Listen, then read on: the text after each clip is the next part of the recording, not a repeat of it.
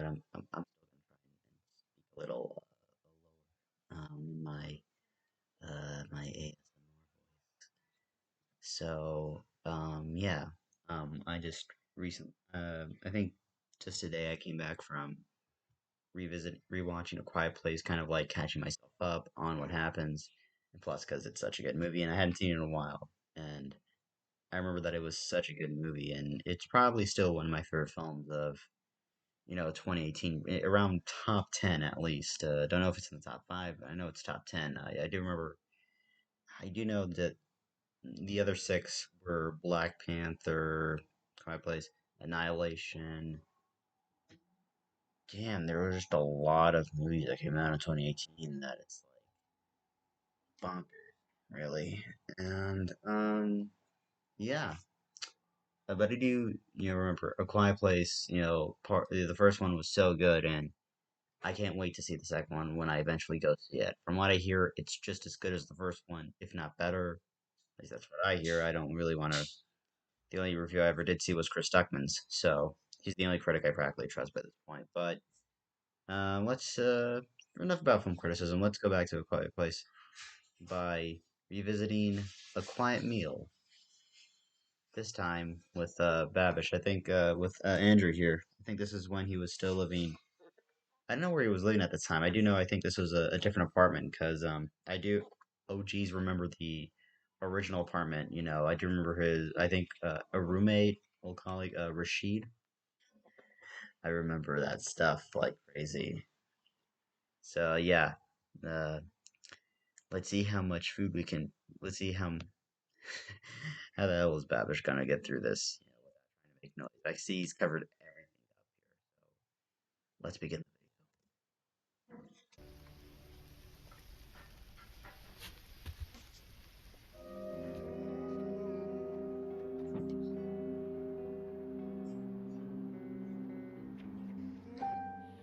Hey, what's up guys, and welcome back to a very special episode of Binging with Babish, where as you can see I've soundproofed my kitchen, because this week we're cooking under the terrifying conditions portrayed in A Quiet Place. Fittingly, this episode is sponsored by Dolby Dimension. These headphones are super cool, not only because they have active noise cancelling, but because they have a really cool feature called Life Mix, which pumps in an adjustable amount of ambient noise, so you don't miss anything around you. Doorbell, baby crying, timer going off in the kitchen. So while I'm enjoying my strict regimen of Frasier 3 times daily, I won't miss a thing because I've got my life mix turned up to 7. Sawyer, however, likes his turned up to 11, effectively giving him super hearing, and making him the bloodthirsty alien to my John Krasinski. So, can I make the meal from the movie while he's watching the movie without disturbing him and getting killed? Well, there's only one way to find out. Download a decibel meter on my iPad, throw blankets all over the kitchen, and get cooking. As a rule of thumb, I'm going to try to stay below 80 decibels while I prepare what I think was the fish from the movie, Rainbow Trout. First up, we gotta clean and gut the fish. Start by snipping off all the fins.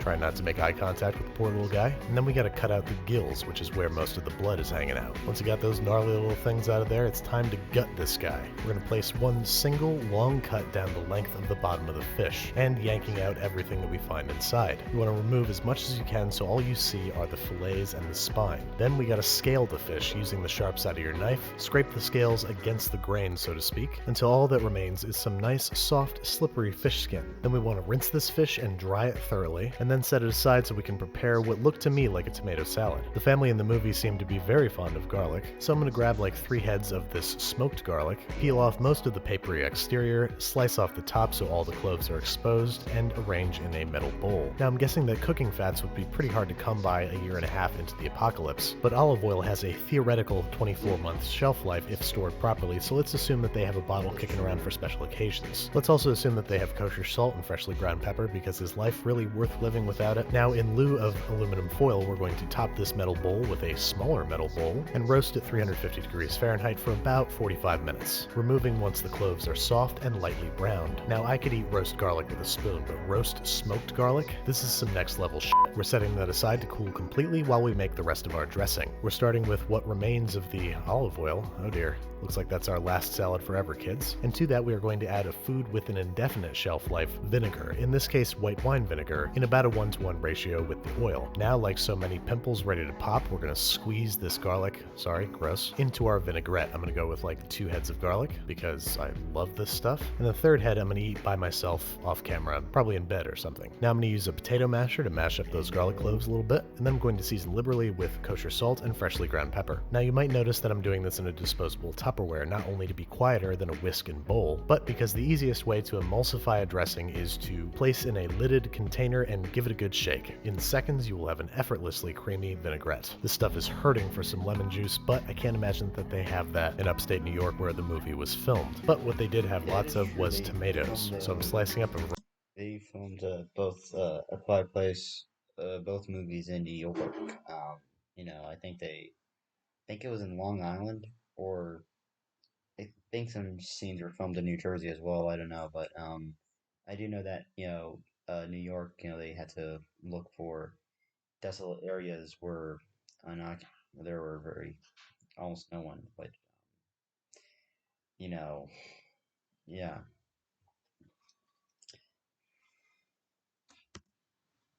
variety of sizes and colors, scooping everybody into a nice quiet wooden bowl, and adding some chopped basil, which they interestingly had sitting in the middle of the table with some other fresh herbs in lieu of condiments. So we're going to add that to our tomatoes, and I'm going to add half a red onion thinly sliced, because tomato salad is going to be difficult enough to eat without mozzarella, and there's no way in hell I'm eating it without onion. Look at that, it's a really pretty salad. I'd make that even if it weren't the apocalypse. Lastly, something the movie had no shortage of was corn, and it looks like Emily Blunt's character was cooking the fish on top of the corn as a sort of makeshift oven rack, so we're going to do the same in case it imparts any ancillary flavor. Plop our fish down on top, and then it's time to score and season. Scoring isn't totally necessary, it's just kind of a presentation thing, but we want to score it in a cross-hatched pattern. Both sides, don't be lazy now. And then we want to season liberally all over, inside and out, with kosher salt, freshly ground pepper, and oil. Luckily, I found a secret stash of this stuff when I raided the nearby villages. Make sure it's well coated all over. Ideally, I'd like to stuff this guy with a bunch of herbs and lemons, but you can't always get what you want in the sound-hunting alien future. 450 degrees Fahrenheit, 25 minutes later, yields a fully cooked fish registering 145 degrees at its thickest point that we can now carve table size, so to speak. We're going to start by making a shallow incision along the top of the fish to aid in peeling off the skin.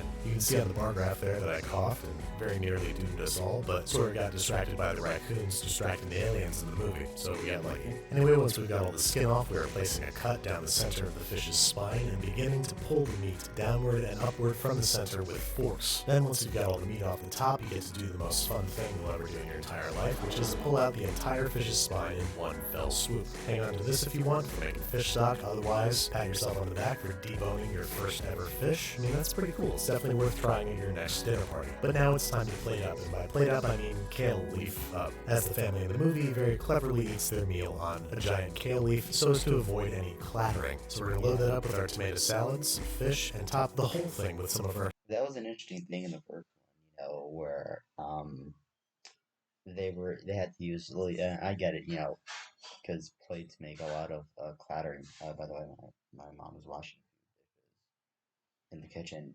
Think about it, yeah, there's just that clattering, clattering, clattering. But yeah, I kind of liked that. Yeah. smoked and roasted garlic vinaigrettes. And there you have it, a healthy, sustainable, simple meal, prepared and eaten in relative silence. As such, we're going to use our 5-fingered forks and knives, and I gotta say, this turned out pretty great. The trout, when cooked to 145 degrees Fahrenheit, was tender and juicy, the tomatoes were nice and fresh, and the dressing was to die for. It desperately needed lemon, but vinegar helped fill the gap, and it ended up becoming a member of the Clean Leaf Club. And then the leaf itself became a member of the Clean Hands Club. All in all, a pretty great meal if you're trying to sustain your family in the new American wasteland. Alright, now it's time to surprise Sawyer with the fact that I've been making him the meal from the very movie he's watched. Hey, sounds like dinner's ready. Wait, you could hear me this whole time? Yeah, I had life mix up to 11. I could hear you breathing. Come on, I spent like $5 on this decibelometer app. Oh, I thought I heard fish. Hey guys, so I just want to thank $5 on a decimal meter. That's why I don't really download a lot of stuff like that. I just don't like being scammed. Dolby again for sponsoring this episode. It was kind of a match made in heaven because I love home theater stuff, and these have got to be the coolest home theater headphones I've ever tried. In addition to the adjustable life mix feature, they've also got touch controls on the side, that sweet magnetic charger, and a robust app to control almost every aspect of the headphones. They've even got a head tracking feature, so it sounds like the audio is coming from wherever the Bluetooth source is. Check out the link in this video's description to learn more about Dolby Dimension, the perfect gift for the audiophile, cinephile, or murderous future alien in your life. Andrew. Andrew. uh, Looks like there's a kill count for five plays. I might actually start watching some dead meat. There's so much here I gotta watch. It's like crazy. Just when you thought, I feel like I'm Syl in The Sopranos. Just when I thought I was out, they pull me back in. I just got so much like so. Yeah, cinema wins and kill count. And also unrelated, WandaVision, but I will be reacting to that again. I've actually seen this episode, but it's been a while since I've seen it. So yeah, Clean Leaf Club. Andrew and his ways of creating things. Man, I've always I appreciate Andrew. I respect Andrew Ria so much. The fact that you know yeah, I think he started doing these. I can't remember how it happened all, but um, you know, I really like that. And I mean, look, for example, he has like 9 million subscribers. Congratulations, Andrew. You deserve it. You really do deserve it. I cannot be happier for you, Andrew. Let's hope you can get to 10 this time. 10 million, and I hope for 10 million. I do have a no. I actually Babish accidentally makes noise. Alien, you forgot to put coach yourself. Just when they played Monopoly. Okay, I gotta. This is why I gotta stop reading the comment section. I might die. I mean, honest, we're so immersed in terrified that they were reading their popcorn. Me at 3 a.m. Waking my parents up. Yeah, if you do that during the middle of the night, yeah. Oh my god. How do you check corn quietly? It's like I could just imagine how hard that would be. Honestly, we hit 7.9. Damn it. You grind salt and pepper quietly.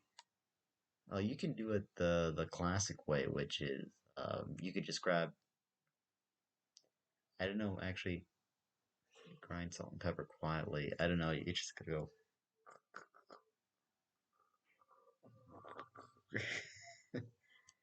I'd imagine. I mean, the fact that you didn't do the voiceover right this time or stuff was a terrible missed opportunity. That is true. Luckily, I finished. I nearly died laughing at that. God, all the comments here. I'm just laughing so hard here. Thank you. And then the kill cam. And then the hands. Part of the queen. And then the arms came a part of the. See, I should not be on. The ad placement was quite brilliant, to be honest.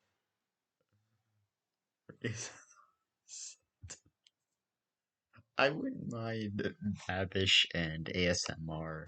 That'd be awesome, though. We're gonna cut the kill. Cut out the bloodline. The sound on the in the house. I know that. I know that from experience. Oh my god. Try to make him.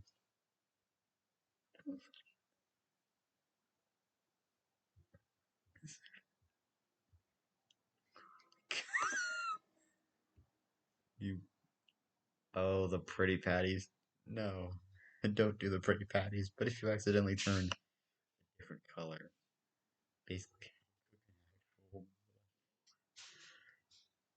remove the bar.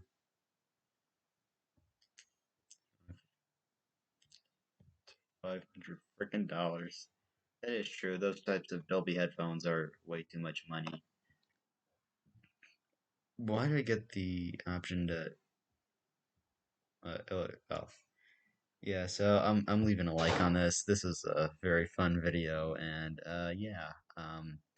I'll leave a link down to the original video down below. I'll also leave a link to Andrew's channel. Like I said, the guy's 9.02 million subscribers.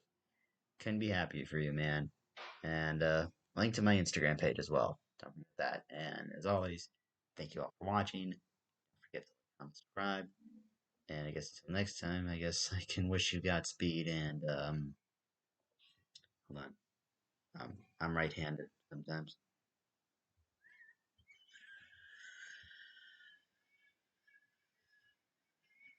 I just noticed I was tilted the entire damn time.